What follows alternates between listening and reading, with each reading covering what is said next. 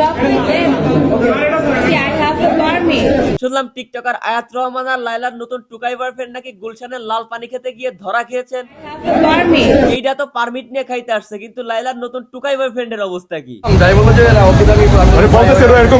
আচ্ছা, আমি না 2 দিন আগে দেখলাম এই টিকটকার আয়াত রাত 3টার সময় উঠে তাহাজ্জুদ নামাজ পড়তেছে। রাত্র 3টা বাজে আফটার তাহাজ্জুদ। এই তাহাজ্জুদের পরে কি আপায় আবার একটু গুলশানের লাল পানি খাইতে গেছিল নাকি?